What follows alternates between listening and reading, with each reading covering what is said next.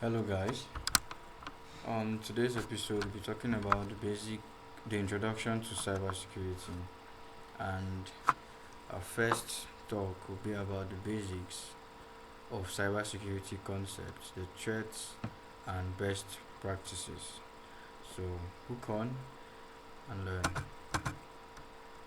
Cybersecurity refers to the practices, technologies, and processes designed to protect systems, networks, and data from digital attacks. As our world becomes more connected, cybersecurity becomes increasingly vital to safeguard sensitive information and maintain trust in digital services. So, we'll be talking about the core cybersecurity concepts, which means the importance, the heads of you can call them the basic concepts of cybersecurity.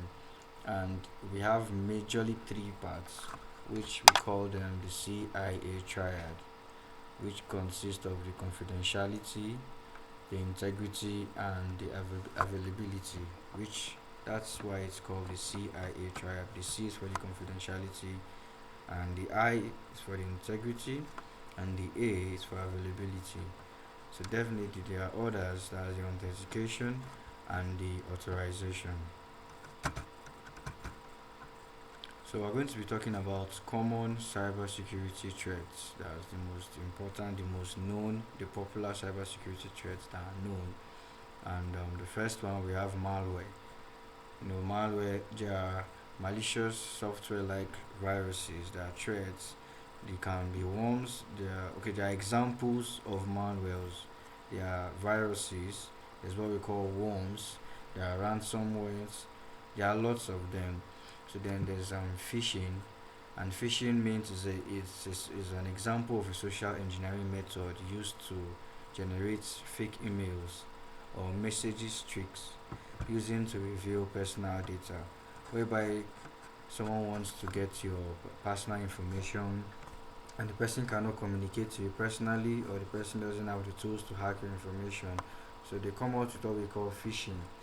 So they are fake emails that spook the original, or they spook the person or the owner of that system or that files, and make you think it's a legit logon page. And that means they generate your passwords, it could be your logon, it could be the credentials or anything.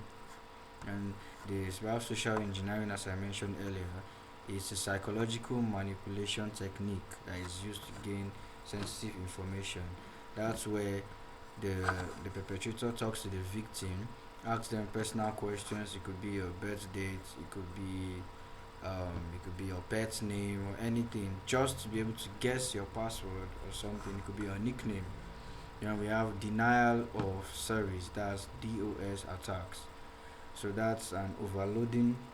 It's a technique that is used to overload systems. That's like multiple payloads, multiple pages that just stresses the RAM and the processor of the system and makes them inaccessible by the owners.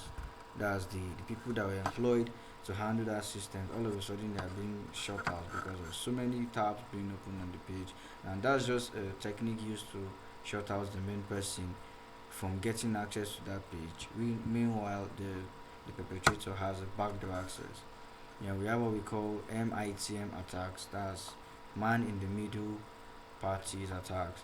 So it's intercepting data between two parties. That's whereby the perpetrator is going to be in the middle of both sides. It could be an organization and a buyer.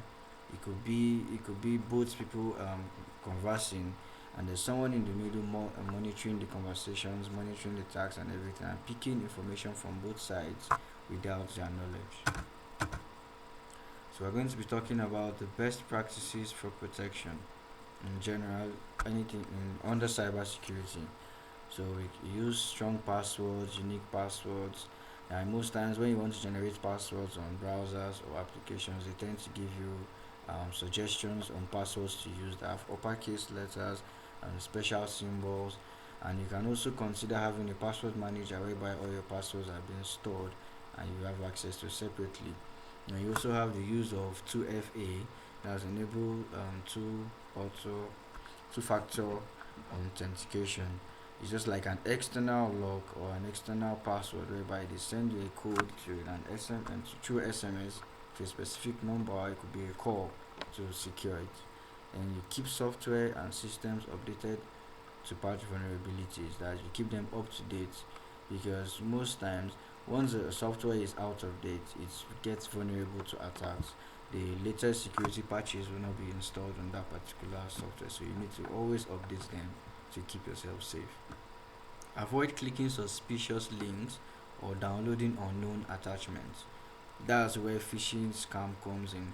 Social engineering techniques come in through phishing, because whereby it could be a picture, it could be an email, it could be a link, and once you click it, automatically the virus has been installed, or the Trojan has been installed on your laptop without your knowledge, or your phone.